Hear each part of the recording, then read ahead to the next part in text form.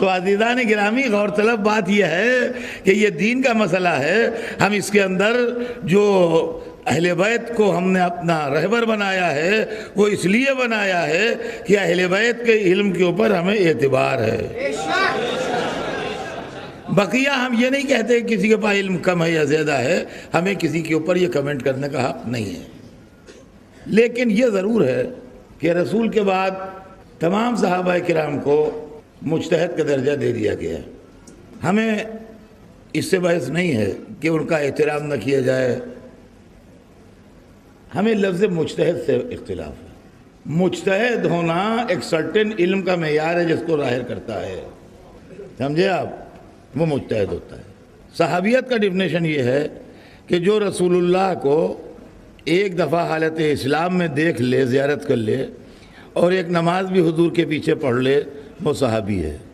पूरी लाइफ में हालत इस्लाम में ये शर्त है, वरना अबू जहल ने सैकड़ों दफ़ा देखा, अबू लाहब ने लाखों दफ़ा देखा, वो नहीं।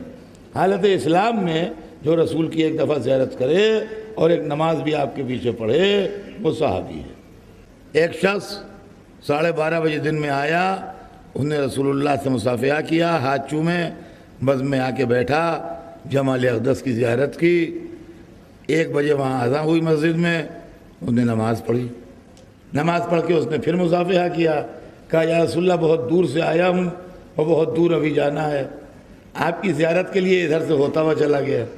ये शख्स सहाबी हो गया। खुदा की कसम मिंबर पर कह रहा हूँ, मुझे इस पर कोई एतराज़ नहीं है कि आप इसका एहतराम करें। अगर वो आदमी यहाँ आ जाएँ, वो बुज़ुर्ग जिन्होंने रसूल की ज़ियारत की है और नमाज़ पढ़ी है, तो सबको ताज़ीम के लिए उठना चाहिए।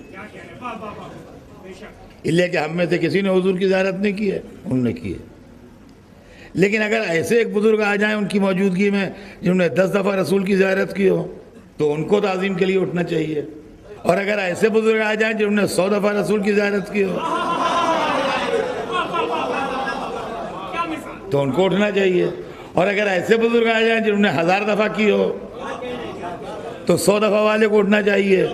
और ऐसे आ जाएँ जिन्होंने हज़ारों दफ़ा की हो, तो 1000 दफ़ा वाले को उठना चाहिए। यहाँ तक तो सब हम यहाँ मिलाते हैं, इसके आगे बिगड़ जाते हैं। और अगर ऐसे आ जाए जो हालत नमाज में पुष्ट आते हों,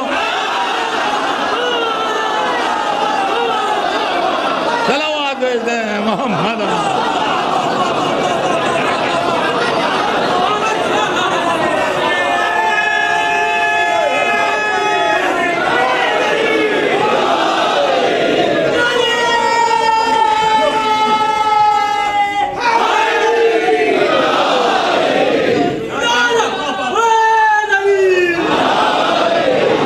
मसला ये है, हम एहतराम के ख़िलाफ़ नहीं हैं।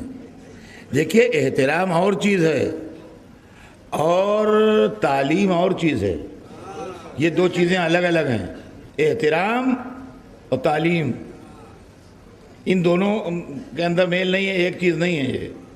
एक आदमी है जिसके वालिद मामूली उर्दू पढ़े हुए हैं, मामूली उर्दू पढ़े हुए हैं, ख़त लिख लेते हैं, उर्दू में ख़त पढ़ लेते हैं, अटक अटक के उर्दू का अखबार पढ़ लेते हैं। लड़का ज़ूलॉजी में MSc कर रहा है, वो पढ़ने जाता है किसी से, का बड़ा नालायक लड़का है, बाप से नहीं पढ़ता, वहाँ जाता है। हमारे जो जानते नहीं पढ़ाएंगे क्या?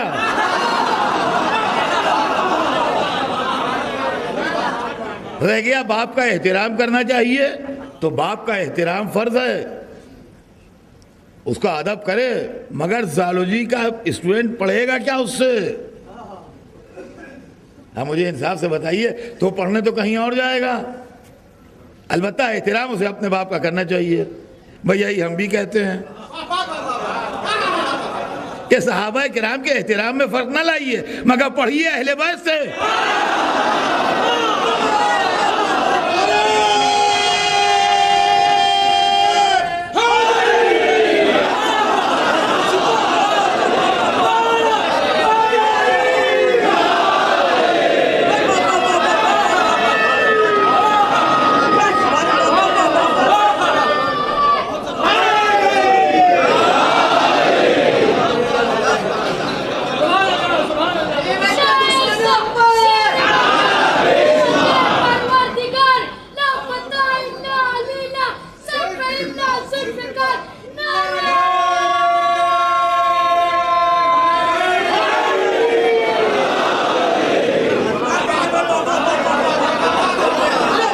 बताइए आप।